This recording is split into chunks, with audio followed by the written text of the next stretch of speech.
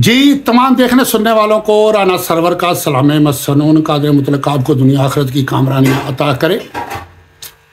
आजकल पीटीआई को फील्ड नहीं दी जा रही, उनके लिए कुछ स्पेस नहीं है कि वो अपना इलेक्शन के लिए कैंपेन चला सके। ये मेरे अपने ज़ाती हल्के में पीटीआई के जो उम्मीदवार थे तारक गुज्जर साहब हैं और एक मेयर तारक साहब थे, वो भी पीटीआई से वाबस्ता थे। उन्होंने आज़ाद हैसियत में इलेक्शन का ऐलान किया, ये आपस में बैठे कि विड्रॉ कर लो। विड्रॉ करने के लिए एक तकरीब रखी, वहाँ उन्होंने इनकी हमायत का ऐलान किया और उसी तकरीब के अंदर से उसे गिरफ्तार किया और करके ले गए। खैर इस पर मुझे बात करने की ज़रूरत नहीं, पूरी दुनिया जानती है, पूरा मुल्क जानता है, सारी आवाम जानती है जो हो रहा है। मैं इसके पीछे के जो महरक़ात हैं उन पर बात करना चाहता हूँ। आज अदारों का मौक़िफ़ ये है, कौम जो है वो जाहिल है, अक्सरियत कौम में जाहिल है, कम इल्म है, इतना शऊर नहीं रखते कि अच्छे और काबिल हुक्मरान का इंतखाब कर सकें। वो समझते हैं कि पीटीआई जो है वो मुल्क के लिए मुज़र है और आवाम नहीं जानती, वो शऊर नहीं रखती। हम कुछ ऊपर वाले लोग हैं जो शऊर रखते हैं, जो समझते हैं, हमें पता है कि इन्होंने मुल्क का बेड़ा गर्क कर देना है, इसलिए हम आवाम के साथ ये ज़बरदस्ती कर रहे हैं। हमारे मुल्क के अंदर एक ख़ास मखसूस तबका था जो मुल्क के आइन को, कानून को और जमहूरियत को गैर इस्लामी कहते थे। उनकी डिबेट यूट्यूब पे भी मौजूद है। लाल मस्जिद वाले मौलाना अब्दुल अजीज साहब है, स्वात वाले सूफ़ी मोहम्मद साहब है, टीटीपी वाले हैं। उनका मौक़िफ़ है कि ये जमहूरियत इस्लामी नहीं गैर इस्लामी है, जहाँ एक आलम और जाहिल बराबर हैसियत रखता है, एक जस्टिस और एक आम आदमी बराबर हैसियत रखता है, एक जर्नैल और एक आम बंदा बराबर हैसियत रखता है। इनकी राय बराबर नहीं हो सकती।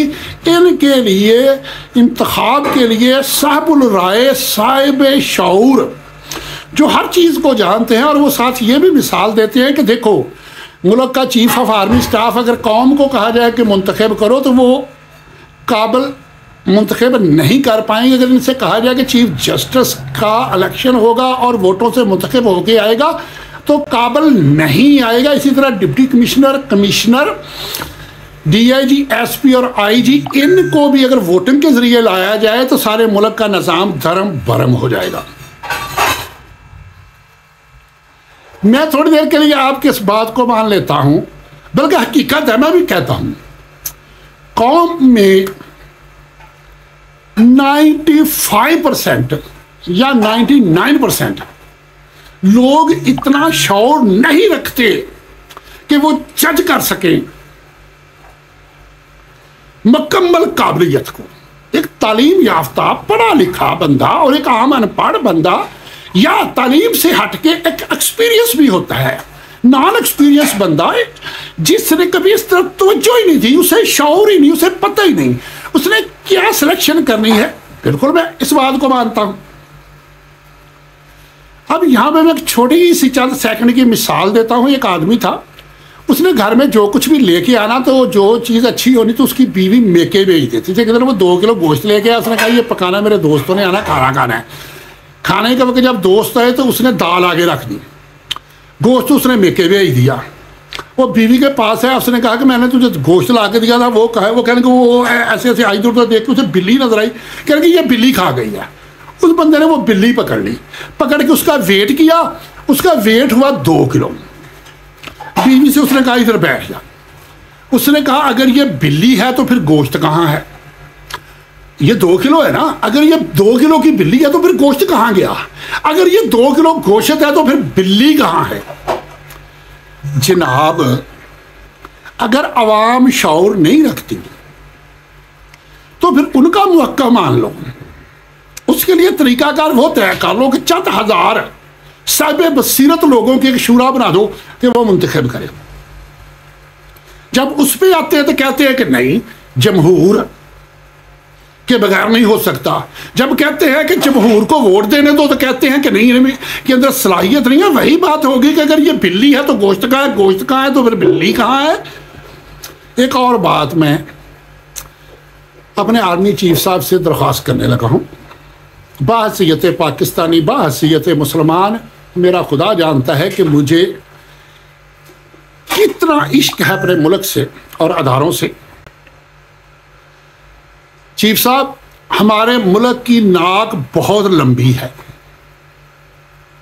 और इसके निगहबां आप हो।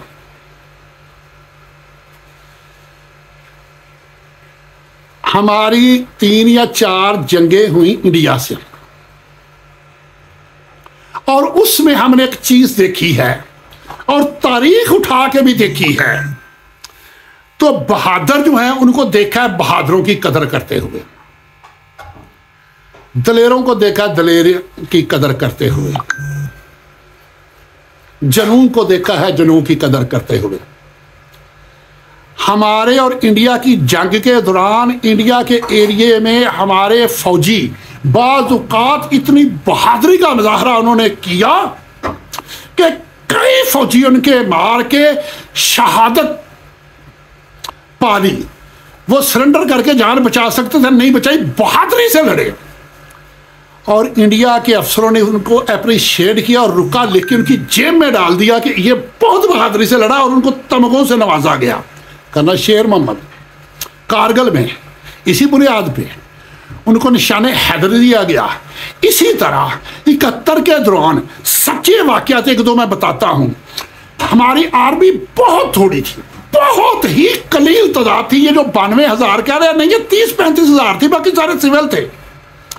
ये टोलियों में बटे हुए जंग कर रहे थे। जब सरेंडर कर दिया तो कुछ टोलियों ने की गैरत ने गवारा ना किया सरेंडर करना,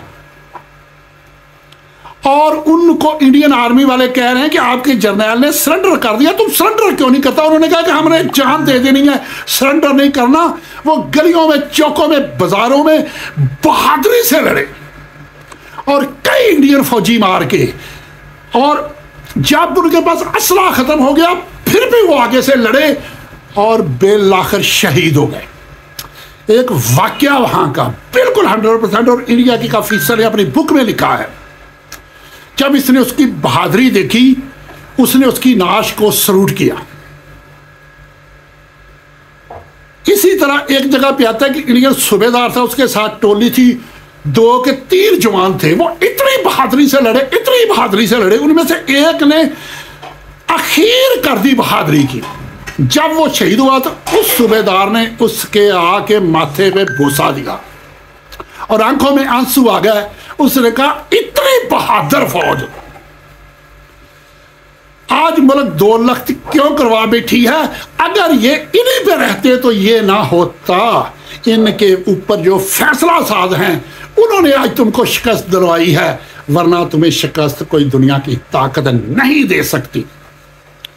ऐसे अतराफात हमारे आर्मी के रिकॉर्ड में मौजूद हैं जो हमारे दुश्मन मुल्क ने अतराफ किए हमारी बहादुरी के।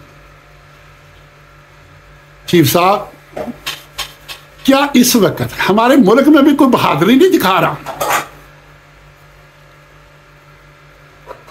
हमारे मुल्क में कोई गैरत नहीं दिखा रहा, कोई जुर्रत नहीं दिखा रहा? बाहसीयत सिपाह सलार, क्या आज आपका फर्ज नहीं बनता कि किसी बहादुर की कदर कर लो? जब मुल्क में पैदर पे इलेक्शन होते आए हैं, पहला मौका है 75 साल में कि अवाम को समझ आई है कि हमारा वोट क्या है। जब तक इनको समझ नहीं थी, इनको हक राय नहीं दिया गया।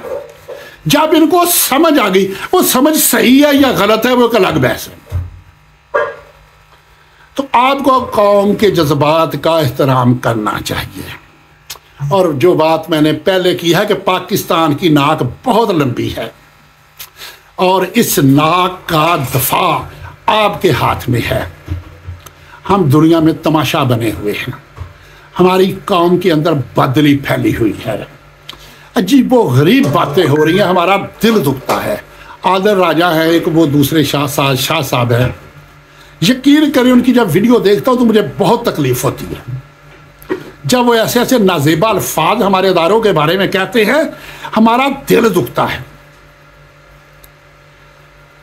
क्या बाहसियत इंसान चीफ साहब कुछ छोटी मोटी गलती तो नहीं आपसे हो रही? आप बड़े हैं, बाप की जगह पे हैं।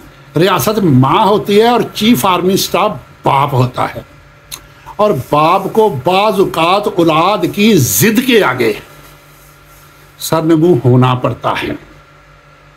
मैं छोटा सा अपना एक वाकया बताता हूं।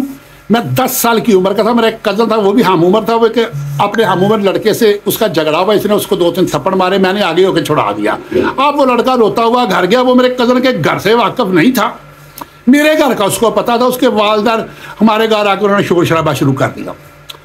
वाल साहब बाहर आए, क्या हुआ? उनकी माँ बाप शोर दिया, आपके बेटे ने हमारे बेटे को मारा, ऐसा किया ऐसा किया। जब उन्होंने सारी बात सुना ली, मैंने वालिद साहब से कहा जी मेरी भी सुने। उन्होंने कहा मैंने नहीं सुननी, इससे माफ़ी मांगो। मैंने कहा जी मेरी गलती नहीं है। वालिद साहब के पास बांस का डंडा होता था, उन्होंने मारना शुरू कर दिया। 10 साल की एज थी। वो मुझे मार रहे हैं और साथ कह रहे हैं कि माफ़ी मांगो। मैं कह रहा हूँ जी कि मेरी बात सुनो, मेरी गलती निकली तो माफ़ी मांगूंगा, वरना मैंने माफ़ी नहीं मांगनी। अब जो छड़वा रहा है उसे भी मार कुटाई हो रही है। वो लड़का अपने माँ बाप को कहना शुरू हो गया कि इसने मुझे नहीं मारा, इसे छुड़ाओ। वो छुड़वा रहे हैं, वाले साहब उनको भी धक्के दे रहे हैं। मेरे पे इतना तशद्दुद हुआ, इतना हुआ कि मैं बड़े दिन बीमार रहा। मेरा सारा जिस्म जो है वो सूज गया और बहुत बुरी हालत हुई। और मारने के बाद मेरे वाले साहब को पता चला कि मेरा तो इसमें कोई कसूर ही नहीं था। उसके बाद मेरे बाप ने नहीं मारा, मेरे बारे कोई शिकायत आई, मुझे बुला के पूछा, और जो बात हकीकत होती थी मैं वो सुनाता था। और मेरे बाप को यकीन था कि ये झूठ नहीं बोलता। बाज औकात सारी औलाद एक जैसी नहीं होती, इसी तरह सारी अवाम भी एक जैसी नहीं, सारे सियासी रहनुमा भी एक जैसे नहीं। खुदारा अगर आप या तो ऐसा करो कि अवाम का हक खत्म कर दो, या तो अवाम का हक खत्म कर दो। देखो सीधी बात है, उलमा कहते हैं आइन कानून गैर इस्लामी है, और हमारे मोतबर हजरात जो सियासी हैं वो कहते हैं कि इस्लामी है। तो अगर इस्लामी है तो फिर इस्लाम में ये तो कुछ नहीं है जो हो रहा है हमारे साथ। अगर तो इस्लामी है तो इस्लाम के मुताबिक तो जिसको जो राइट दिए गए हैं वो 100% दुरुस्त हैं, और आप लोग समझ रहे हो कि जिनको जो राइट मिले हैं ये इसके काबिल नहीं हैं, इसके अहल नहीं हैं, ये बचगाना सोच रखते हैं, ये जाहिल हैं, ये सही तरीके से इंतखाब नहीं कर सकते। तो फिर क्यों ये सिस्टम निज़ाम को तब्दील नहीं कर देते? कोई जुगनू सितारा संभाल रखना, मेरे अंधेरों की फिक्र छोड़ो, बस अपने घर का ख्याल रखना। अल्लाह।